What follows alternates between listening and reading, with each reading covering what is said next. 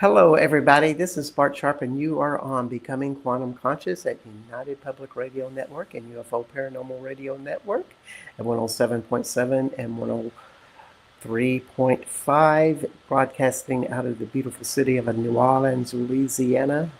And just know that it's not New Orleans, it is New Orleans if you are in country. So we welcome you in, and also we're not only in New Orleans as we broadcast on a regular radio station out of there, but we are an internet radio, which would be the UPRN Talk Radio website.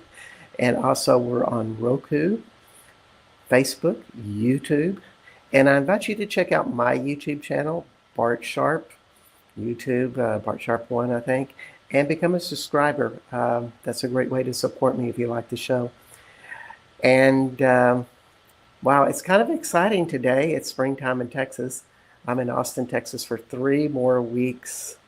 And my guest is in Sedona, Arizona for 3 more weeks. And we had this beautiful synchronicity as we were talking before the show, as we are flying out on April 1st, or let's just say arriving on April 1st into Toulouse-Lagnac Airport. So, and we're both going to be in France, and we're going to be this magical journey that just generates so much magic. Would you not agree that Southwest France is one of the most magical places you've ever been, Miss Annie Williams?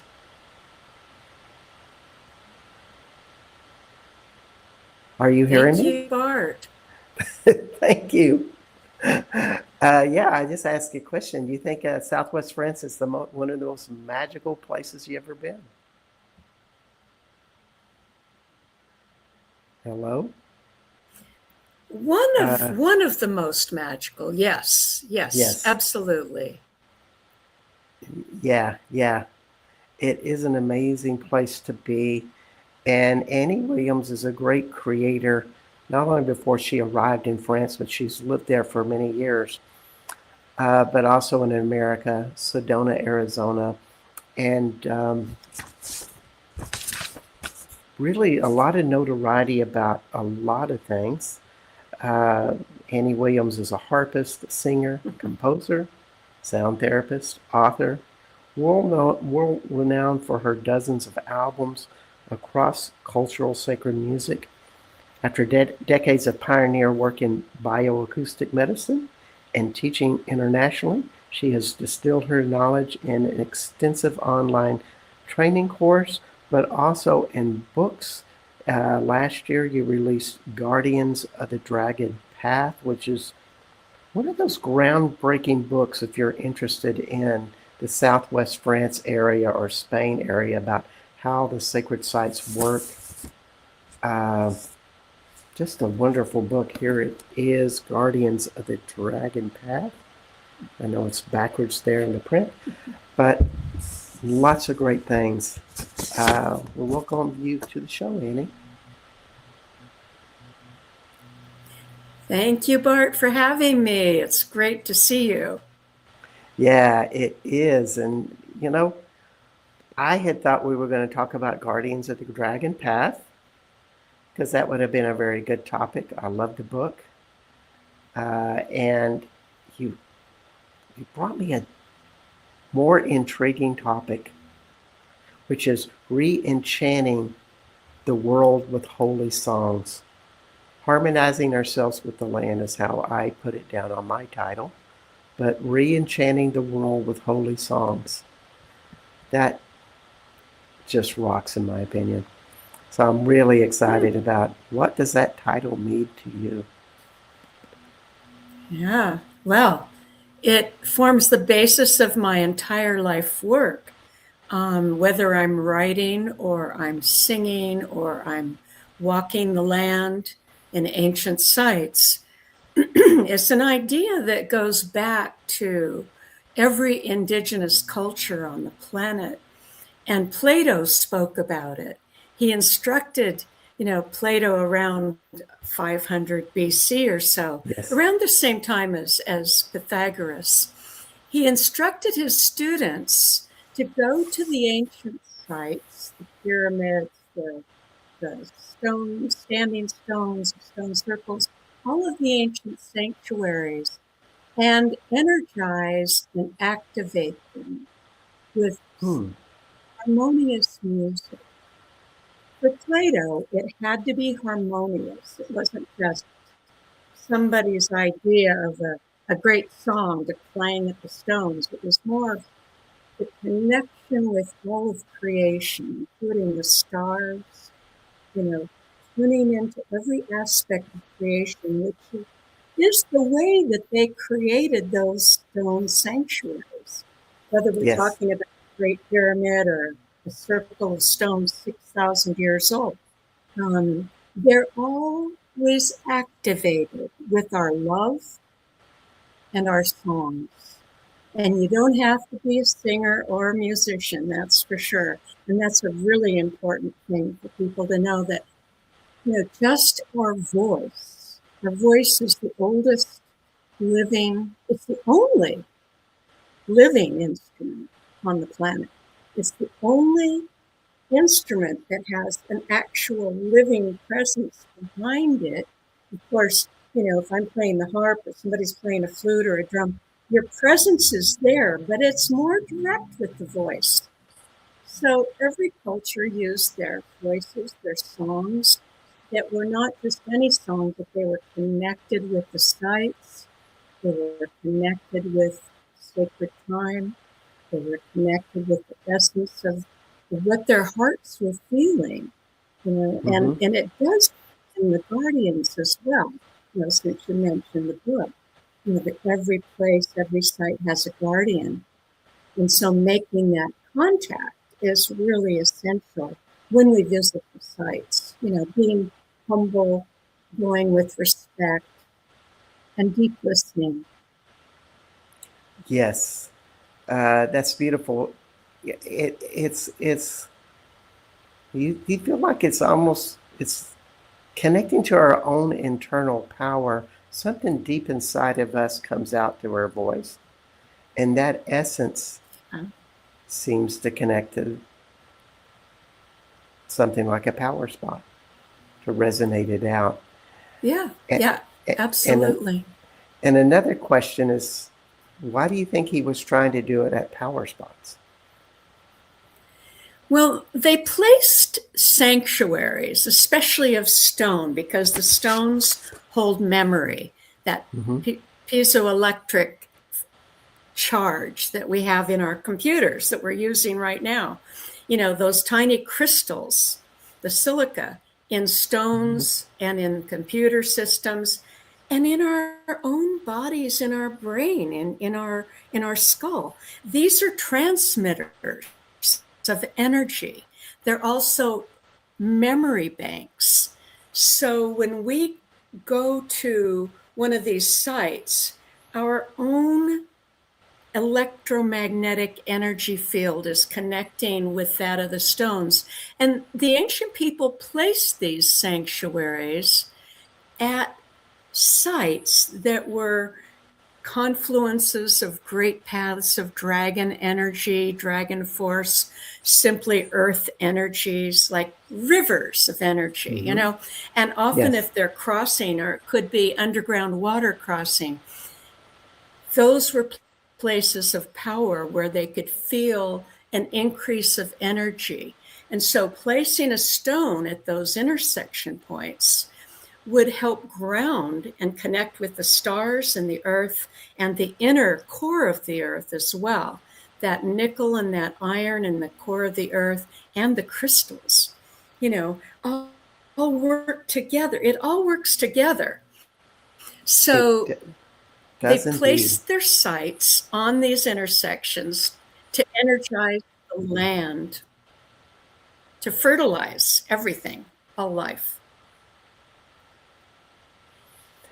And when we sing, and you're talking about all of these places in the brain, the heart, and other places that we have these, for lack of better words, crystalline implants. You described it much better, so please correct me. Uh, but there's a communion that happens, I suspect, that we expand those parts in our body through that site, and maybe vice versa. Absolutely. It's always an interchange. You know, the great author John Michel, he's passed away now, English author, researcher, and a great mystic who seemed to tap into the ancient traditions.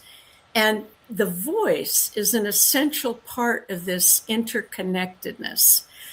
They used to have what is called perpetual choirs. John wrote about this in several books.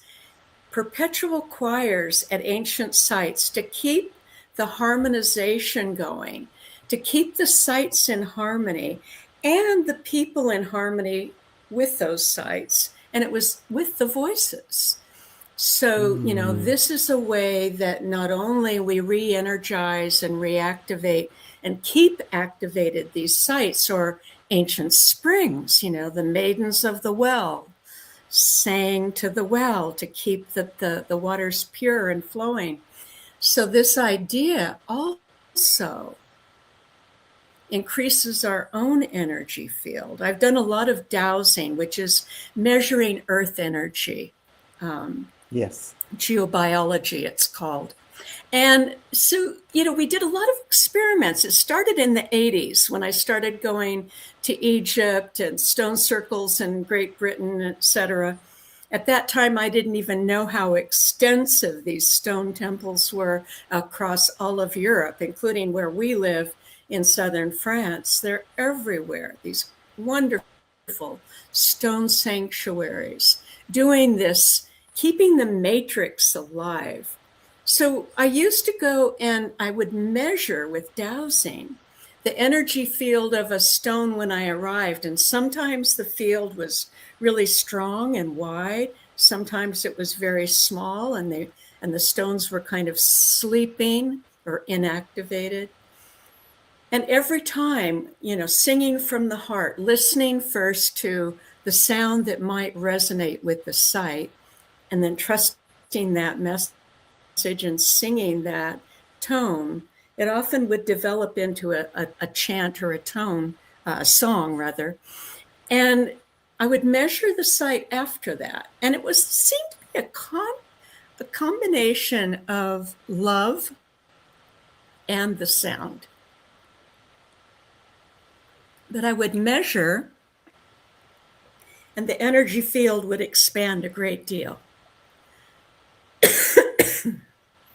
I just remembered the story to just share with the audience. Annie and I went out to a very magical forest called Nebius Forest, and we had a purpose there because the great tree that everybody comes, and it's just a monument of magic because this tree is shaped like a harp.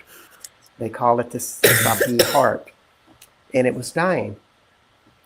And I was toting Annie's harp this probably a 2-mile walk or something.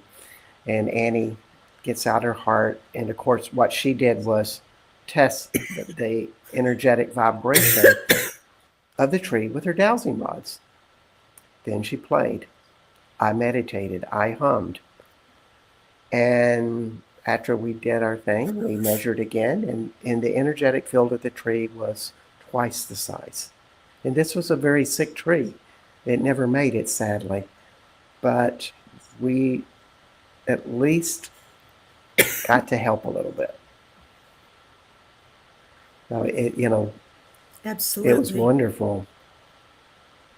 Yeah. So it really does. That to me, just getting to watch that and how you measured it, like a little scientist. Before and after. It does make a difference. Well, there was more science. Yes, absolutely.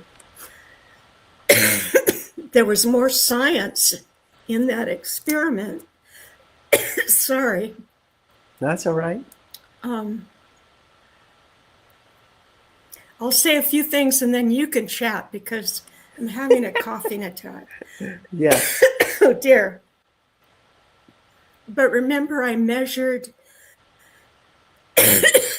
I created the song based on the minerals that were running under the tree.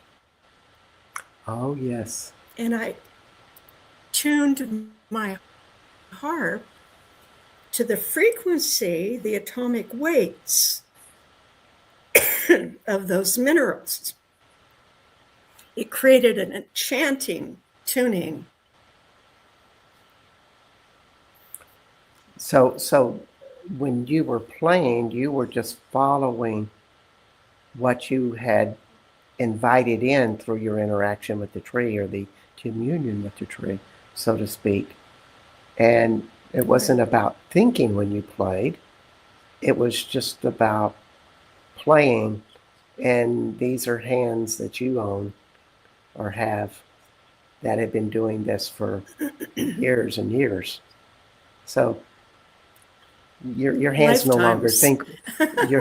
Your hands no longer think when they play. They just play. Right. It was quite a strong experience for me.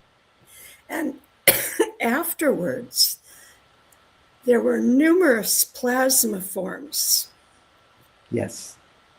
orbs that formed, remember? Oh yes, and I took some photos of that and put them up on my Facebook group, Sacred Sites of Mary Magdalene and Southern France Tours, and they were orbs everywhere. Uh, and that's just a Part of the wonderful proof. activation. Yeah, yeah. And you're a beautiful harpist. I've gone to several of your concerts over the years. But we're talking about getting this voice out, something that everybody has, something that connects to various That's centers in right. your body so that you can elevate all of those centers, activate them, so to speak, so that they function in everything you do. But more importantly, whatever you do in life, you're more connected with the earth. And the voice Absolutely. is You know, that. that whole net, yeah. The voice is a key. The voice is what we can use to heal ourselves and heal the earth. When the voice has a beautiful intention behind it, that's the key. The love, the care, the yearning And for offering. It doesn't have to be a good voice. very true. You haven't heard mine. No, I tease with that because what I have found with my voice is it was not very attractive 10 years ago. But as I learned different tonings and different how to do chants and how to participate, something became alive, and I actually sing decent. Yeah. People don't leave the room when I Good. sing And anymore. that's a message for everyone. It's so true. But it does start with just doing That's some of good those news. basics of learning how to move energy from your lungs, move the breath from your lungs out through a voice, and it be strong. You know, the word that shows up for me is celebration, because that's what I feel like when I feel connected and that's happening, that process of what you're missing or what you're mentioning. Yeah. How much do you feel active and alive Yeah. And inside I of would add, yourself?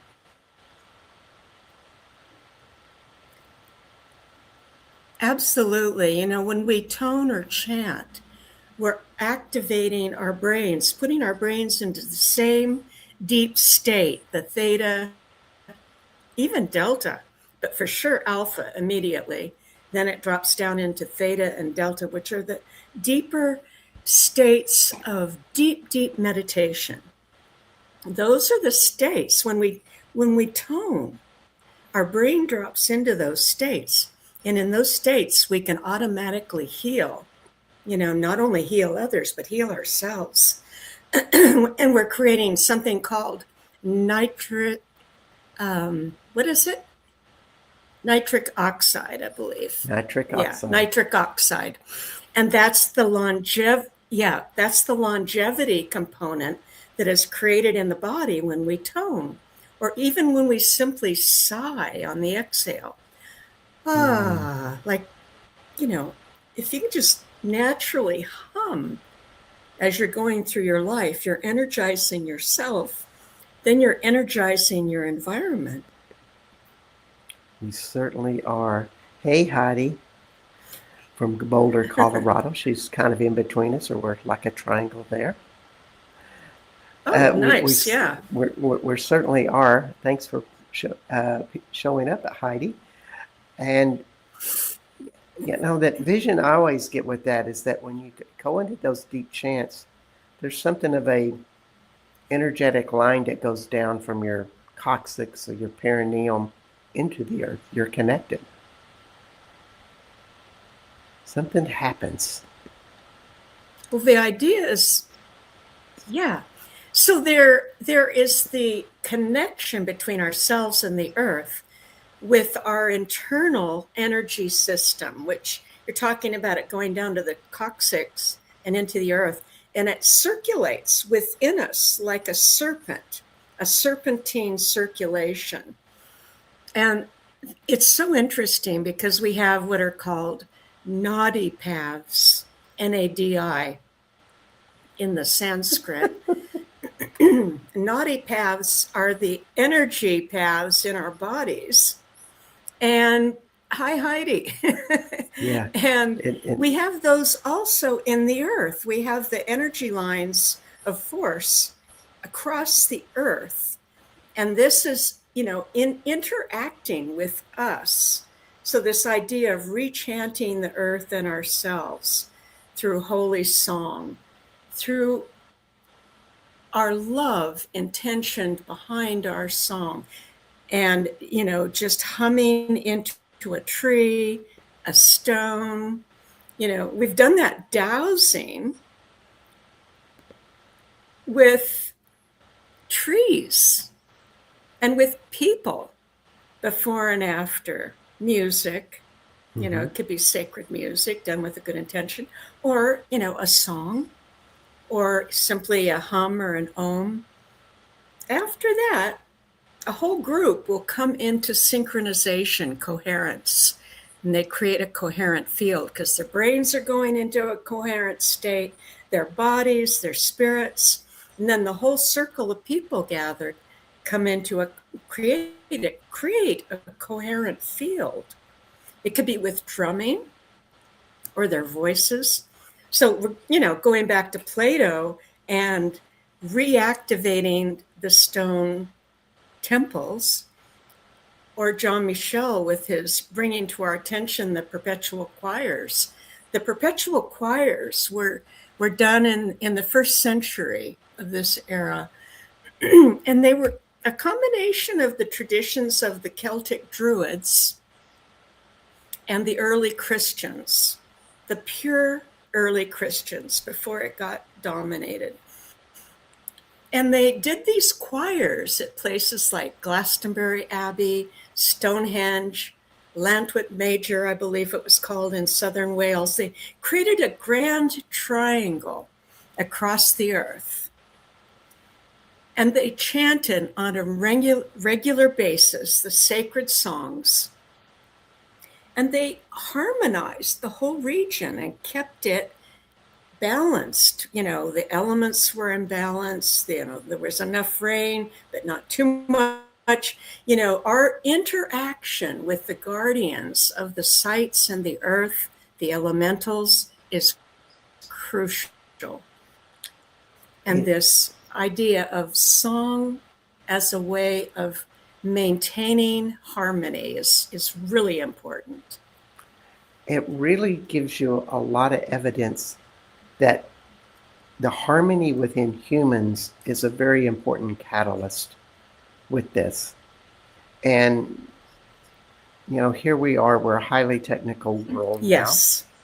And maybe we're, you know, we can't be exactly like the Druids, but maybe there's a new path for us with this, that we're going to be learning new tools and new ways, but we're also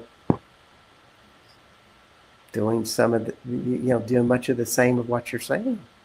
We are singing, we are connecting, and somehow it starts to integrate Well, all of this.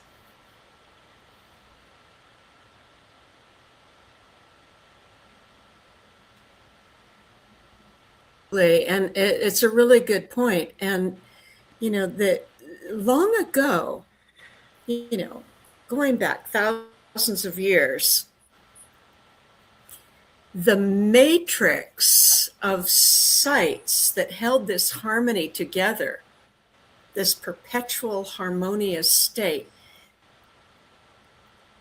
it was held together because the people understood the importance of that, and they worked with the sites, and they sang, and they brought their instruments into the temples, and this constantly reactivated and created a fertile, harmonious zone that fed all of life. Unfortunately, we lost that understanding, and especially when we became more of an industrialized, computer-oriented world. And we're with Heidi's thoughts. Great.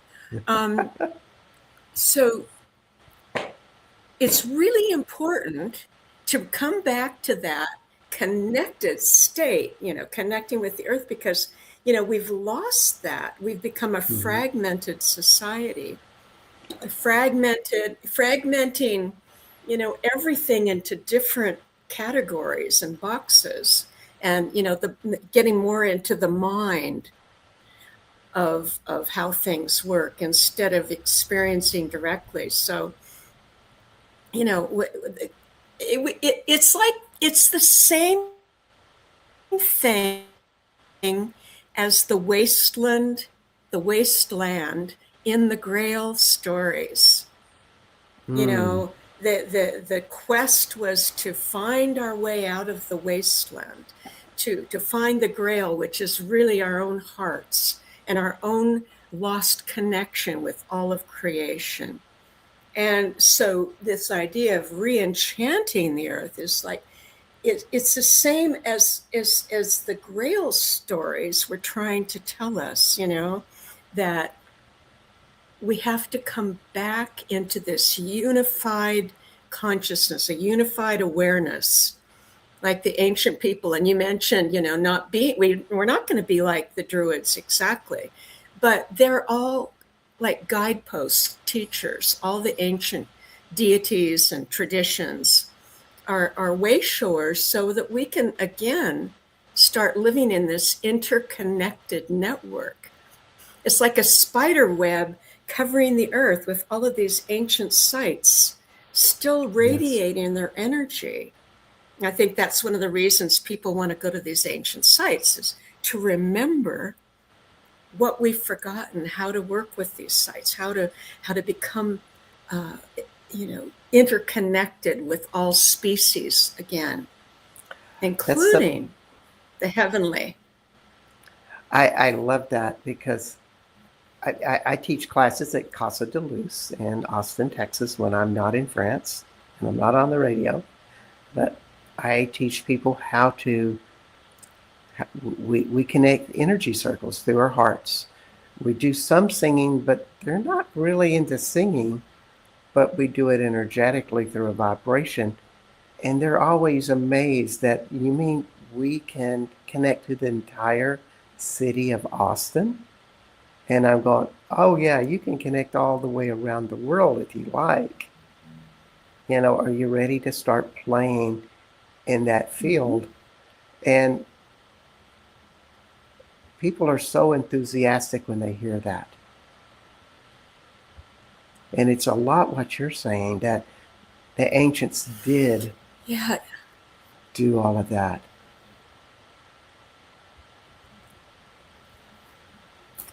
I think of the tour, which is in Glastonbury, England. Well, Go ahead. recently, oh, yeah. Yeah. Well, I mean, maybe I want to hear your story about the tour. Okay, well, I'll do that really You were fast. starting to talk about the tour. I visited the tour, and of course, when we learned the history of the tour, is that there's a big lake that surrounds all of it, and it's just this big, partially natural mountain, but it's Mm. also man-made. And when you look at it from a helicopter above, directly above it, it looks like a yoni. Uh, to me, this is a Venus site. And something about the water, the mountain, whatever it's connected to with the minerals, the stones, activated that land. And still today, it activates Right. that area of England. Yet there's no lake to power it up like it used to. It Well, they really did gives us. have a lake there today, Bart. Oh, They did have a lake there this year, actually, recently, because they had so much rain, and ah, the levels down below the tor were flooded just like they used to be. And I think you wow. bring up a very important point, and that is the balance between the magnetic flat land below and the water, and the ability for the water to carry energy. Yes. And Go ahead, Annie. then so that's the yin. And then the yang formed by the Glastonbury Tor, and the tower sits on top of it to accentuate that yang energy. So it brings in a beautiful balance. And you mentioned the yoni form of the Tor. Absolutely, it's like the mandorla, which forms the cover of Chalice Well. You know, you have the vesica piscis with the mandorla, or the womb shape, in the center. And you have it also in the pool down below, you know, where the red and white waters come together and flow in the vesica pools. It's all about that unity, balance. And I think, you know, part of the fragmentation that we have come to in our modern world is that we've forgotten how powerful we are in our own resonant temple. You know, we have what are called magnetosomes, magnetite in our pineal glands, in our brains, in our blood, in the iron in our blood. And these are attractors and transmitters, communicators, Wow. connects with the magnetic energy in the earth. Mm-hmm. Connects with the That's magnetic energy in the earth, the iron. For instance, if you have a lot of crystal in a place, or it. iron making the earth red, our own magnetic bodies resonate with that. And that's one reason why ancient people considered places of red earth as sacred sites. Hmm. Places like Mount Shasta, Sedona, southern France, the Pyrenees, the Tibetan Plateau, all the places, Dartmoor, England, all the places with red earth were considered sacred because of this interactive resonance between people, their blood, and their magnetosomes in their brains with these sites. The same thing in the Wow. stone. We connect with this, we start resonating. And you know, just like some stone, I've, you know, a lot, as you have, stone sanctuaries, whether they're standing stones or dolmen, you know, look like stone houses, Right. Right. or stone circles. All of these sanctuaries hold tremendous energy, and we start resonating with them when we Yeah. approach them. And my friends in Catalonia taught me to knock 3 times when I approach an ancient site, whether it's a chapel or a standing stone. And that 3 times is interesting because it's like asking a question 3 times. That there's something kind of ancient about the 3, the 3 rays Mm-hmm. of light of the Druids, the Trinity, the great Trinity. And so when we knock 3 times or ask 3 times, introduce ourselves, state our names, then, make contact with the guardian, this opens up another dimension of connection with the sites, the subtle dimensions. And I want to say, really important is the power of sound, our voice, our song, to open dimensional portals. Drumming will do it. The In, sound, if it's indeed. well intentioned, it opens the dimensions, and then more is accessible, I want to more hold that. information. I want to hold that thought and let everybody know that you are on Becoming Quantum Conscious. And my name is Bart Sharp, and our guest today is Ani Williams. You can find her at aniwilliams.com. She has a great book, Guardians of the Dragon Path. Another one is coming, but also teaches classes and has been doing recordings. You can find her music all over the place. She's quite accessible. But yeah, anything else I'm missing there, Ani, of what you're doing Well, that you want to let everybody know? for many, many years, I traveled. Thank you. Thank you, Bart. For many years, since the early 90s, well, from the early 80s, I've been traveling with a harp around the world. But since the early 90s, I started teaching courses in bioacoustic medicine, or the power of sound and the power of our own voices, and how to discover our signature sounds. Everybody has a unique symphony of sounds, and these sounds are coming out in their voices. So we're getting some fun feedback from the people. Thank I you. know, I know. I 3 was thinking of times. that Knock Three And Times at the so Ceiling If You Want Me song too, Kara. I love But it. I digress. So this idea of the voice and the power of the voice developed into a course which I call Sound Alchemy Bioacoustic Medicine. And because I was teaching it for so many years around the world, and I'm kind of trying to retire, but I'll never really retire. But anyway, after so many decades of doing that, I put it as an online course. So people can find it on my website, and lots of articles on sound and on the power of working with the stones and our voices. A lot of science in that too, how the stars connect, how we can really tune into the song of the stars, which is something that sounds strange to some, but it's what all ancient people were doing. It really is. And I had an experience. I've been doing a lot of toning myself. And I had a vacation in Ireland, in southwest Ireland. Great. Went to Dromberg Stone Circle, which is one of the more popular ones.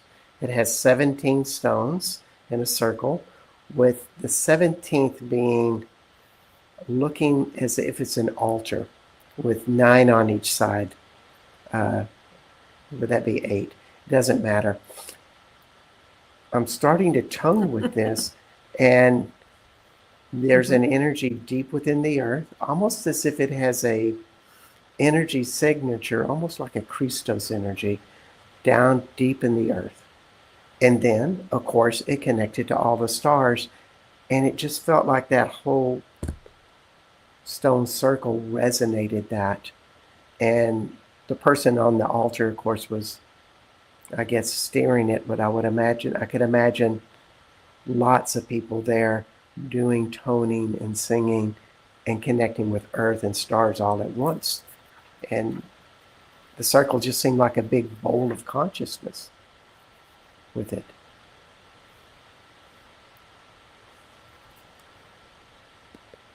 Mm-hmm. Mm-hmm. Mm-hmm. Yeah. Yeah. Stars. The way ancient people was not only based on the earth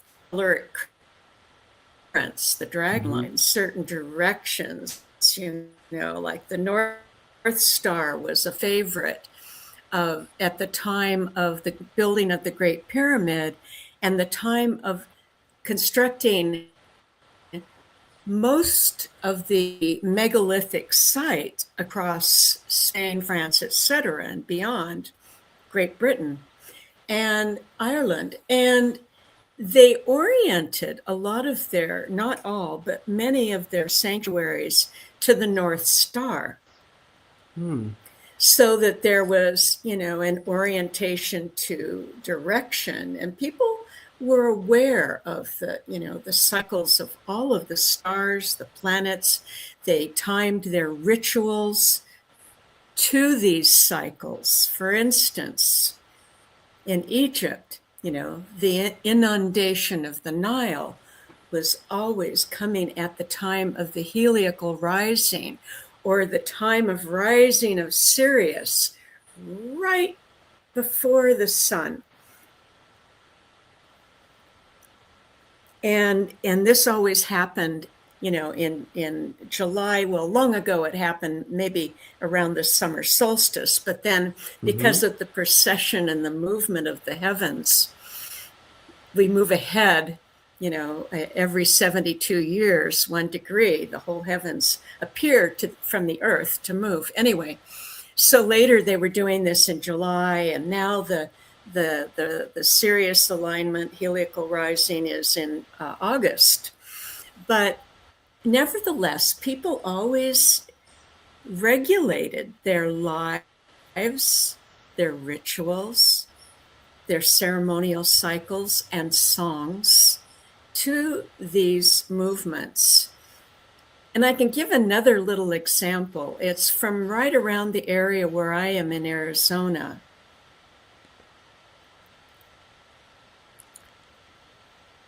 Oh, yeah, we're carrying on conversations here. Yes, Yeah. some sounds scramble the brain. That's very true. That's very true. Some sounds, if they're harmonious and linked to the person and the site, feel good and or create a coherent field. But Yeah. anyway, there's a tribe near me called the Yaqui tribe, Yaqui, and they're in southern Arizona and northern Mexico, one of the many ancient tribes of the region. And every spring, celebrating around Easter, but it's spring equinox time, Mm-hmm. they hold a deer dance. And this is one of the many dances, but the songs have to be specific, keyed to this moment in time, the alignment with the earth and the movement of the stars. And what I found interesting about attending this ritual is their instruments were the same as those used in ancient Egyptian tradition in the temples. They had a harp, Wow. they had a gourd drum, they had a sistrum looking rattle, which is the traditional Egyptian rattle. And I found that so interesting. But of course, we had a lot of migration paths that history hasn't quite caught up with yet. There was more navigation and travel between ancient sites. But And also the maybe point maybe of this that whole story about the Yaqui. yes. Hmm? No, you go ahead. Well, I just want to finish that story because the main point is the Yaqui have an attitude about the connection with all life, which this great network of living matrix that is everywhere, they call the Huya Ania. And the way they contact or connect with that living world, they call it the wilderness world, is through song. That maintains the connection and it maintains the harmonious state for all living things, including the earth.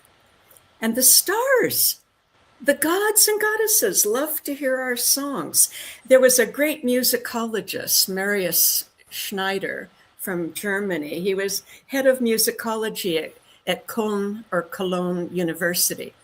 And he said, the gods thrive with our songs. I love that. So everything grows with our music, with our songs. And when you sing to the stars, this is just an interesting point of view, but the stars can vibrationally get it. In other words, there is a connection. Maybe it goes through the stardust, the particulates. Maybe there's no such thing as time and space. But if you're ever out on a starry night in a magical place, my favorite is being at the base of Pic de Bougourach in southwest France. But it seems like the stars get real close to you. And therefore, when you sing, something good happens. There's no time and space in a psalm. Or there's less of it. There's an intrinsic resonance. There's an intrinsic resonance between us and the stars because we are made of stardust. We are literally, it sounds romantic, but our bones and all of the minerals in our bodies. Yeah, we are made of stardust because they say that a meteor or a comet, and this is science speaking, brought the first waters to Earth.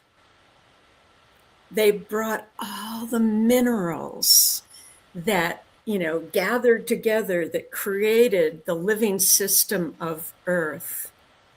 And our bodies are that same stardust. So there's a resonant entrainment that can occur. A resonant entrainment is when you strike one tuning fork and the other tuning forks will start resonating, right? Yes. Or if we're singing, the stones start singing, they come online. Yes.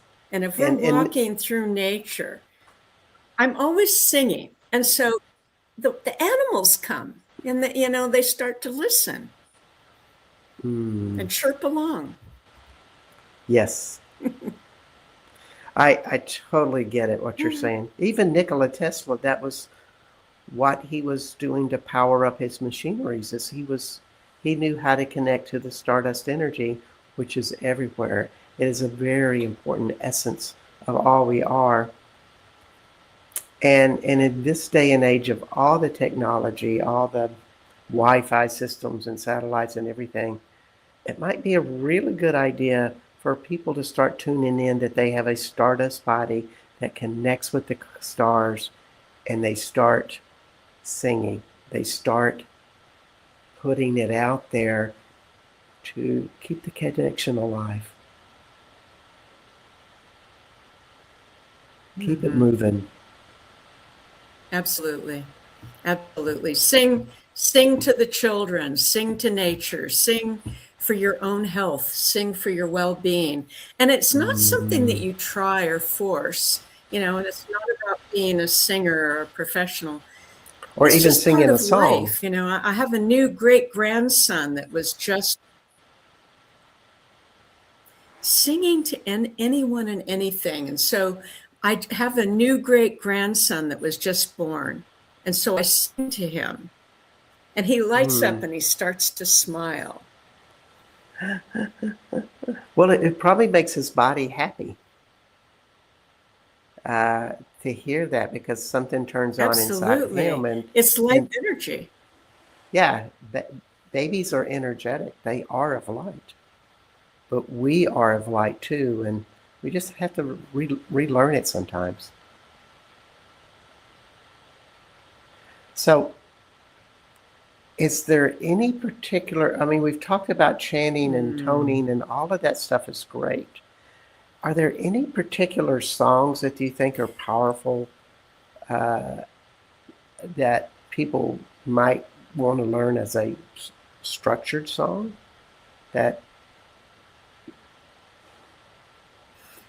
Yeah. I mean, there's so many ways to approach this holy song idea. It could be an original, coming from the heart in a moment of experience of connecting with a person or a site. But personally, I have a foundation practice that is rooted in Tibetan Buddhism for more than 40 years. And so I do mantras every day.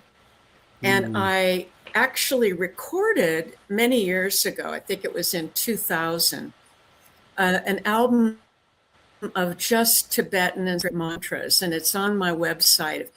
People can listen to the songs and chant along. There's also a lyric book that goes along with that. So, starting with some ancient tradition that resonates with you. It doesn't have to be an Eastern tradition. It can be a Western Christian tradition or a earth-based indigenous tradition. Whatever works, whatever you're resonating with. Have a practice of chanting, singing, meditation, and what we do when we tone before a meditation is we become coherent, and then the meditation goes more easily. And what I often do is do a mantra and then circulate the energy that is created, while dedicating that energy to all sentient beings for the good of all. It's not just for us. And then, circulating that energy and going into a meditation, because the body or the body, brain, spirit, everything comes into coherence, and then it's much easier to drop in. That's beautiful. So everybody, find your song and get to work. Get singing. Get that voice and that whole body alive. That's my ending theme. And Annie, you think about a last word of wisdom. And as you think of that wisdom, I want to let everybody know that you've been listening to Annie Williams, and you can find her at anniewilliams.com. But also you can find this book, Guardians of the Dragon Path, out in bookstores around the world. It's wonderful. And you are also on Becoming Quantum Conscious. My name is Bart Sharp, if I hadn't said that. And this is at United Public Radio Network and UFO Paranormal Radio Network at 107.7 and 103.5 FM. Also, you can find Annie at anniewilliams.com. So, Annie, party wisdom. You got about 45 seconds. Yeah. Re-enchanting, bringing back the magic with becoming more aware of our own connection with the earth, having some kind of a practice, trusting what we feel. I think that's a big part of the message. And then acting and giving forth that which we feel, especially in the way of sound, trusting what we hear, and then singing that tune, singing that melody, or just humming a simple tone can change us And if it's done with the idea of reconnection, then everything lights up. Everything comes online. That matrix of interconnection of all life Yes, indeed. activates. Thank you so much, Annie. We'll see everybody next week when we have Paul Hubert, another sound activationist. Bye-bye for now.